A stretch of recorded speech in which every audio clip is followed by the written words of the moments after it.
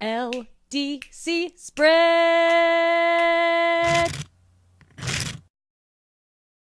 Hi everyone, and welcome to the first LDC spread video. I'm Timothy Lent, and I am a high school social studies teacher in Brooklyn, New York. A couple of years ago, I was introduced to the Literacy Design Collaborative Framework. I taught a few modules, co-authored a few more, and now I teach a class that is entirely made up of LDC modules. In addition, I've been working in my own school around New York City and nationally, teaching teachers about the Common Core and how to use LDC. Now, I'm making these videos to give some guidance to those of you who want to bring LDC into your school, especially all the amazing teachers I met at the ESET 2 conference who inspired this project. What up, Table 11? Also, before we get started, I just want to make clear that the information and opinions in this video are based only on my experience and the experiences of the other educators I am privileged to know.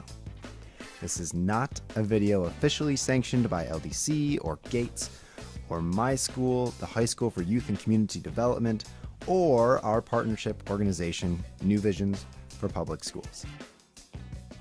This first video is about the pitch, but LDC is not a product. We are not selling anything to our schools except for a common sense way of working with colleagues to design curriculum with literacy at its core.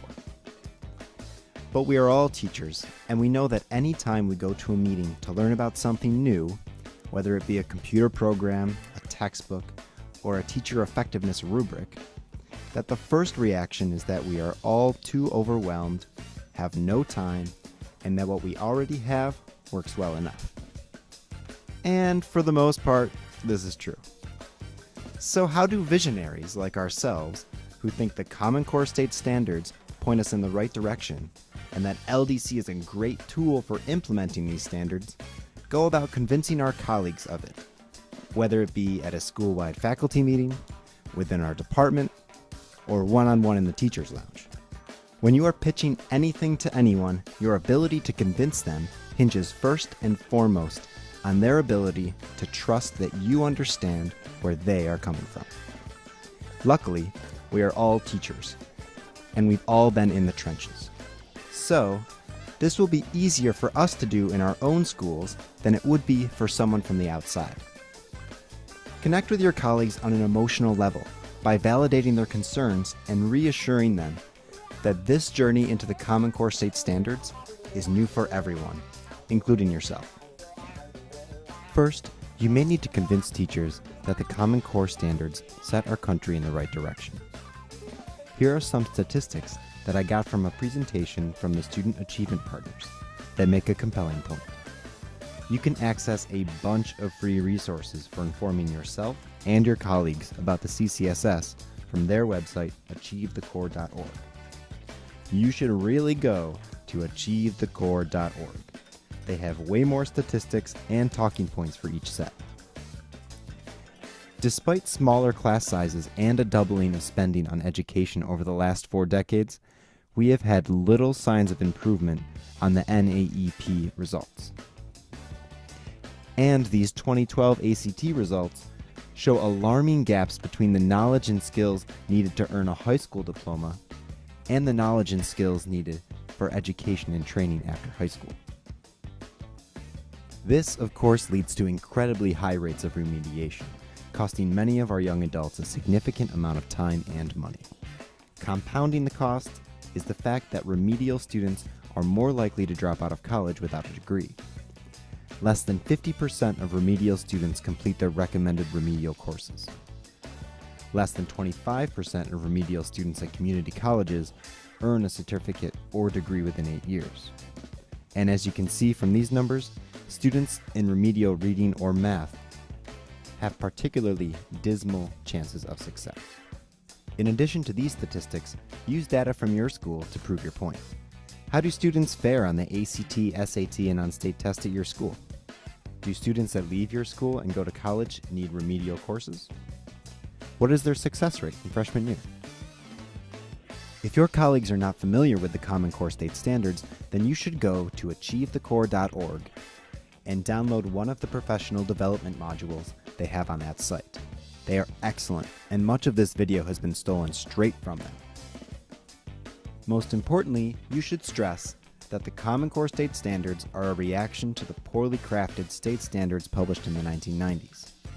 The Common Core sets goals for our students based on the skills they need to be successful in college and career. The design principles were often described as fewer, clearer, and higher.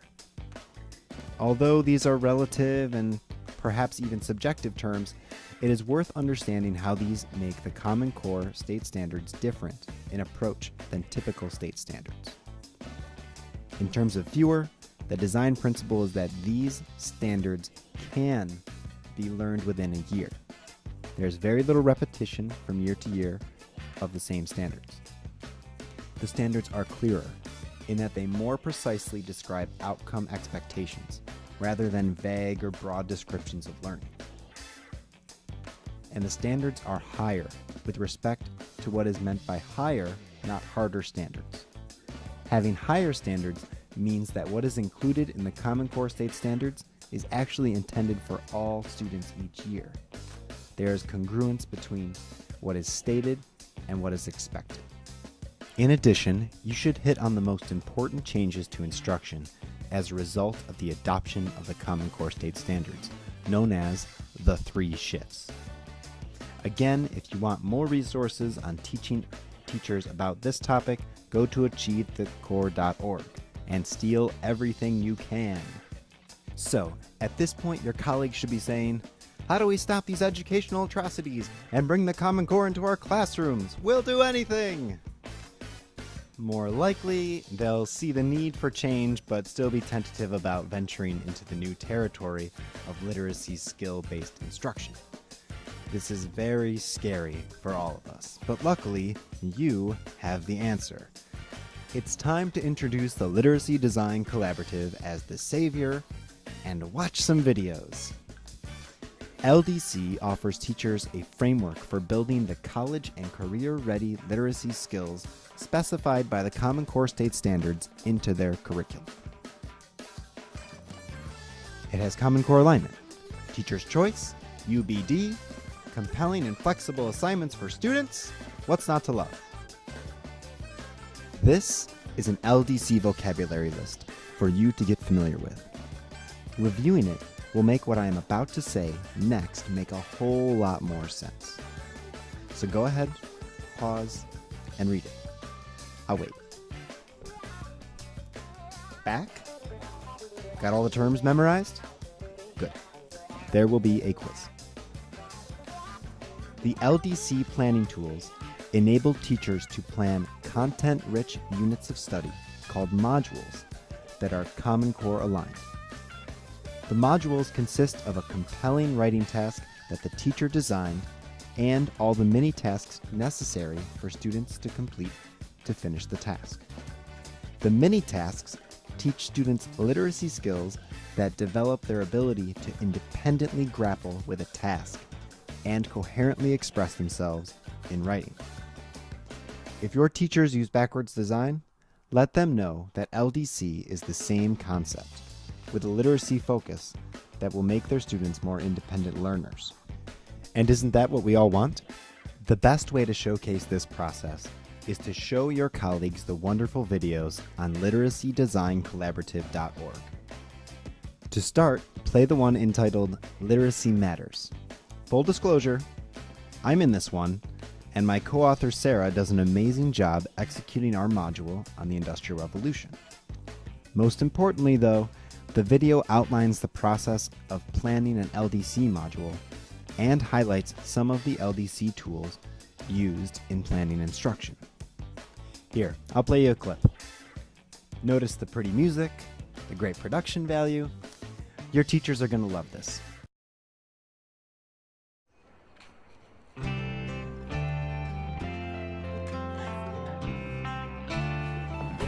We are going to get into the meat of this today, so I want you to take about 2 or 3 minutes and in your own words, write this again. To make meaning of a text that is foreign to you, to put it in the context of an issue, to glean from that text important information is going to be essential in college and beyond. Something I'm weak in is my analysis. Grammar is usually my biggest problem. Sometimes it's like I miss some points that I'm supposed to get. The Literacy Design Collaborative is a framework that puts literacy first. That was great, huh? But you can watch the rest later. And make sure you familiarize yourself with the rest of the videos and the information on the LDC website. This will make it a lot easier for you to answer your colleagues' questions. If you have some time, I suggest you read the short mini-book called Teacher Candy, written by one of the first LDC teachers in the country, Kathy Thebes. It is succinct and clear, and I'll have a copy of it for you in our Google Docs folder. If you have even more time, then read through the 1.0 guidebook to LDC featured on their site. Also, there are great videos on the teaching channel, which many of you saw at ESET 2, featuring more teachers using LDC in their classrooms. If you have the time in your meeting, I think the best way to get teachers excited about LDC is to have them examine an already completed module, then create a writing task using the LDC template tasks. You can access a number of exemplar LDC modules from literacydesign.collaborative.org. Choose one that fits your audience. There are modules from science, social studies, and English classes. The most effective way I've seen of facilitating this activity was at a New Visions for Public Schools PD in New York, in which the leaders used a modified version of the Making Meaning protocol from the School Reform Initiative. If you're not familiar with the use of protocols in PDs like those from the School Reform Initiative, you should check them out. I'll be discussing a number of them in these videos. And I'll put the protocols that I mention in the Google Docs folder. Again, if you have time, ask your teachers to play around with the template tasks. Have them create a question they'd like their students to write about, and have them plug and play their information into a template. Encourage them to try out an argumentative essay template and an informational one. Have them share in small groups, and then with the rest of the teachers. I think this is super fun and gets teachers excited about the amount of freedom and choice they have within the LDC framework. Now, many people have asked me, what do I do about the teachers who refuse to try out LDC? Well, speaking from my own experience, don't force them. We have not gotten anywhere at our schools with mandating teachers to use LDC. Mandates are what administrators use when the utility of a product or a process doesn't speak for itself. Instead, broadcast the amazing things that you and the other teachers that are on board with LDC are doing in your classrooms. This is the best way to bring new teachers in. Ask your administrators for 5 minutes of each faculty meeting to highlight what the LDC teachers have been up to, and to plug your upcoming meetings. Send out invitations via email for teachers to observe in your classroom when you teach a mini-task. Make your work as public as possible, because if you are shifting your teaching to align with the Common Core, then you are doing some great stuff. In addition, give reluctant teachers a reality check. The Common Core state standards have been adopted in nearly every state. And in the 2014-2015 school year, the assessments will change to reflect that. Everyone wants their students to do well and be ready for college and career. And nobody wants to be the teacher that holds them back.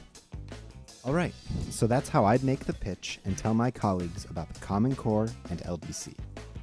This is just the start.